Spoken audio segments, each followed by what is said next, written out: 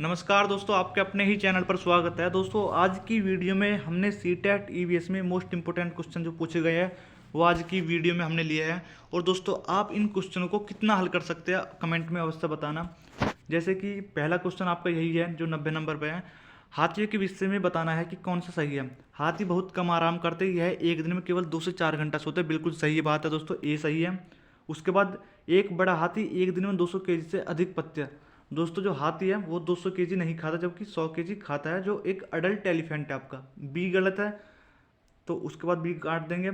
सी बिल्कुल सही है, इन्हें पानी और कीचड़ में खेलना बहुत पसंद है। डी भी सही है, किसी हाथियों के झुंड में सबसे बुजुर्ग हाथी ही जो हथनी है वो वही सभी फैसले लेती है। दोस्तों ए सी और डी जहाँ पर है वो बिल्कुल सही आंसर आपका, जैसे कि आपने देखा कि थर्ड ऑप्शन बिल्कुल सही है आपका। उसके बाद चलते हैं नेक्स्ट प्रश्न पर। निम्नलिखित में से कौन अंतर्राष्ट्रीय ख्याति प्राप्त वेट लिफ्टर है। दोस्तों जो आपकी कर्णम मल्लेश्वरी है वो अंतर्राष्ट्रीय वेट लिफ्टर है। उसके बाद चलते हैं प्रश्न नेक्स्ट पर। रेगिस्तानी ओक जो आपका डेजर्ट ओक है, इंग्लिश में बोलते हैं जिसे हम, वो कहाँ पर पाया जाता है। दोस्तों वो आपको ऑस्ट्रेलिया में पाया जाता है। 65%। जो निफेथिन्स पौधा है दोस्तों उसमें क्या है कि पौधा ऑस्ट्रेलिया, इंडोनेशिया और भारत के मेघालय में पाया जाता है। बिल्कुल सही बात है दोस्तों, इन 3 जगह पाया जाता है। इसका आकार घड़े जैसा होता है और मुंह पर एक पत्ती से ढका होता है। बिल्कुल सही है दोस्तों ये भी। यह केवल छोटे कीड़ों मकोड़ों को, दोस्तों जो ए और बी इसके ऑप्शन सही है, क्योंकि केवल कीड़ों मकोड़ों को नहीं खाता, यह पेड़ पत्तियों की झाड़ियों को भी खा लेता है। मोह का आवाज निकालता। ए और बी जहाँ पर दिखा दोस्तों बिल्कुल सही आंसर है इसका, जैसे कि फर्स्ट ऑप्शन ही इसका सही है। उसके बाद चलते हैं निमोनिया। निमोनिया की बात नहीं हो रही यहाँ पर, हो रही है आपकी उच्च ज्वर, तेज बुखार के साथ कंपकंपी, जिसका उपचार सिंकोना पेट की छाल से किया जा सकता है। वह दोस्तों आपका मलेरिया बुखार है। उसके बाद चलते हैं चिराओ डांस कहाँ के लोग करते हैं, वो आपके मिजोरम के लोग करते हैं दोस्तों। एनसीएफ 2005 के अकॉर्डिंग उद्देश्य नहीं होना चाहिए दोस्तों, उद्देश्य नहीं होना चाहिए। शुरू का पढ़ो और उद्देश्य नहीं होना चाहिए, ये बात चीज़ पढ़ के। तो दोस्तों मैं डायरेक्ट इसका आंसर बताऊं, जैसे कि आपने डिट टू डिट अपने नोट्स में लिखी होगी अपनी थर्ड वाली पॉइंट की बात। प्राकृतिक सांस्कृतिक, यही भी कहाँ पर पहुँच गए नेक्स्ट पर्सन पर, सॉरी दोस्तों। जैसे कि यहाँ पर बात करिए प्राकृतिक, सांस्कृतिक और सामाजिक पर्यावरण के बीच संबंधों को पहचानने व समझने में बच्चों को प्रशिक्षित करना, इसका बिल्कुल सही आंसर है। उसके बाद चलते हैं पर्यावरण अध्ययन कक्षा 3rd व 5th के लिए एक विषय क्षेत्र है जो संकलित करता है। दोस्तों जो संकलित करता है वो है आपका पर्यावरण शिक्षा, सामाजिक अध्ययन और विज्ञान की अवधारणाओं और मुद्दों को। प्रश्न नेक्स्ट है, निम्नलिखित में से क्या पर्यावरण अध्ययन के संदर्भ में सही है।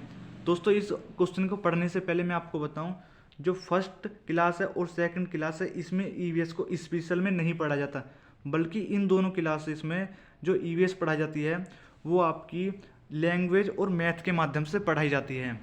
तो वही चीज़ इसमें बतानी है दोस्तों। इसमें जैसे कि सेकंड ऑप्शन में लिख रहे हैं, फर्स्ट एंड सेकंड कक्षाओं के लिए भाषा और गणित के माध्यम से पर्यावरण अध्ययन का पढ़ाया जाता है। बिल्कुल सही ऑप्शन है दोस्तों। उसके बाद 74वें प्रश्न पर चलते हैं आपके। बच्चों को पर्यावरण अध्ययन को सिखाने के लिए खोजने के द्वारा पर्याप्त समय दिया जाता है, यह इंगित करता है आपका। दोस्तों जो सेकंड पर्यावरण अध्ययन याद करना दोस्तों बिल्कुल भी नहीं करना है हमको ऐसा। आपका जो दोस्तों जो इसका सेकंड आंसर है वो बिल्कुल सही है, पर्यावरण अध्ययन सूचनाओं के द्वारा सीखा जाता है।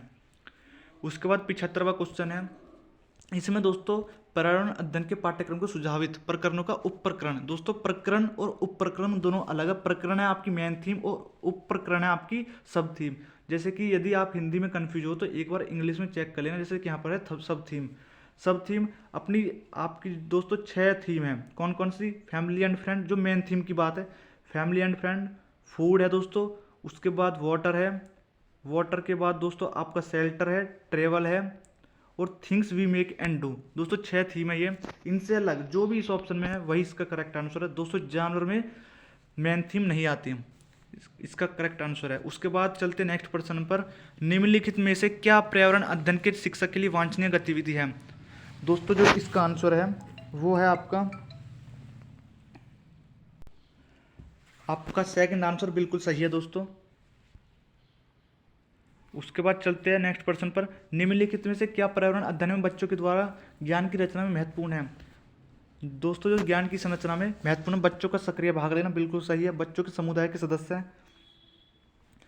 पर्यावरण अध्ययन की पाठ्य पुस्तक है, बिल्कुल पाठ्य पुस्तक की बात नहीं करनी है। पर्यावरण अध्ययन की पाठ्य पुस्तक में दी गई दोस्तों ए और बी जहाँ पर है वो सही है, बिल्कुल ए बी। दोस्तों यहाँ पर दोस्तों जैसे कि बच्चों का सक्रिय भाग लेना, बच्चों के समुदाय के सदस्य, पर्यावरण अध्ययन के पाठ्य पुस्तकें, पर्यावरण अध्ययन की पाठ्य पुस्तकों में दी गई व्याख्या और व्याख्या। दोस्तों इसको ऑप्शन को दोबारा पढ़ते हैं क्वेश्चन को, क्या क्वेश्चन कह रहा है ये। निम्नलिखित में से क्या पर्यावरण अध्ययन में बच्चों के द्वारा ज्ञान की रचना में महत्वपूर्ण है। दोस्तों जो ज्ञान की रचना में महत्वपूर्ण है वो आपका सक्रिय भाग लेना, समुदाय के सदस्य जो आपकी कम्युनिटी है बच्चे की। दोस्तों ईवीएस की जो टेक्स्ट बुक है, हिंदी में थोड़ी सी दिक्कत हो रही थी दोस्तों, इंग्लिश में पढ़ते हैं। टेक्स्ट बुक ऑफ ईवीएस बहुत ही इंपॉर्टेंट क्वेश्चन है दोस्तों, इंपॉर्टेंट लाइन है ये भी। तो इसका सही आंसर आपका 77 का आपका ए बी सी जहाँ पर दिखे बिल्कुल सही है, जैसे कि फर्स्ट ऑप्शन ही इसका सही है। उसके बाद चलते हैं 78वें प्रश्न पर। निम्नलिखित बच्चों को पर्यावरण अध्ययन सिखाने में प्रभावशाली तरीके से जोड़ा जा सकता है। वृत्तांत, story, effective explanation of concept by the teacher, effective demonstration and explanation of concept by the teacher. जैसे कि हिंदी में बात करें अब आपको वृत्तांत सही है, नैरेटिव कहानियाँ सही है जो जोड़ा जा सकता है। शिक्षक के द्वारा अवधारणाओं की प्रभावशाली व्याख्या, दोस्तों ये भी सही है।